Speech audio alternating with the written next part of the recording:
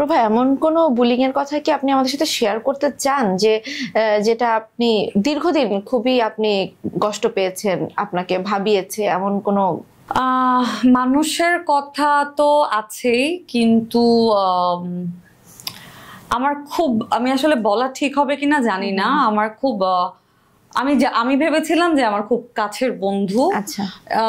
তো সে আসলে আমাকে এমন কিছু অ্যাকিউজ করেছে যে আমি শুনেছি তোমার ব্যাপারে এটা, আমি শুনেছি তোমার ব্যাপারে ওটা। তো আমি ভাবতাম কি যে ওই মানুষটা তো আমাকে অনেক কাছ থেকে দেখেছে, মানে অলমোস্ট এভরিডে আমাদের যখন শুটিং নাই তখন দেখা হচ্ছে।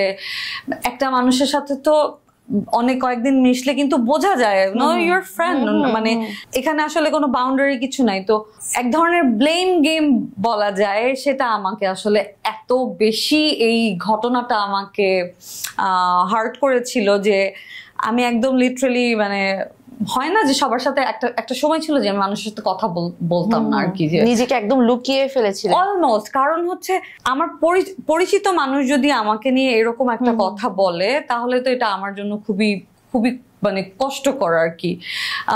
আমার সাথে তোমার বন্ধুত্ব হলো, কিন্তু তোমার মনেই হতে পারে যে আমি তোমার জন্য খুব একটা ভালো বন্ধু হব না, বা তোমার পার্সোনাল লাইফ, তোমার ক্যারিয়ার সবকিছুর জন্য it's not healthy. You can go, কোনো অসুবিধা নেই। ও যাওয়ার আগে you have to do that blame game thing.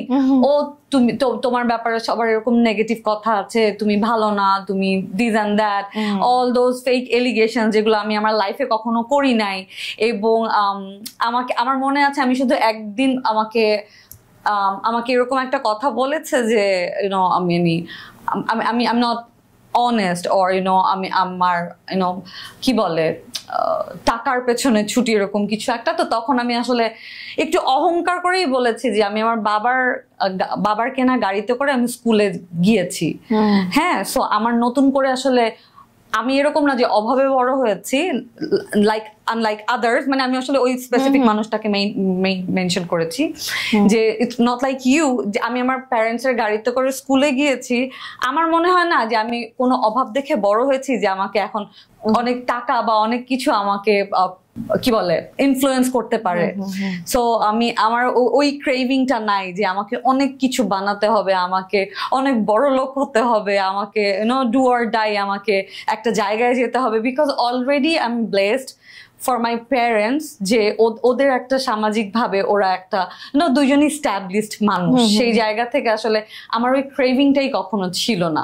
তো এখন যেহেতু এখন ধরো তুমি আমার বন্ধু, তুমি আমাদের বাসায় গেলে, আমার প্যারেন্টস এর সাথে তুমি মিট করলে, এক ধরনের মানে সম্পর্ক, এক ধরনের কি বলে আইডিয়া তো থাকে যে এই ফ্যামিলির মেয়েটার মানে কদ্দূর আগাতে পারে। এক্স্যাক্টলি। তো তোমার এখন স্বার্থ লাগলো, কিন্তু তুমি এখন আমার ক্যারেক্টার নিয়ে একটা কথা বলে ফেললা, সেটা আসলে আমাকে অনেক বেশি হার্ট করেছে। মানে it's from my friend, not from others.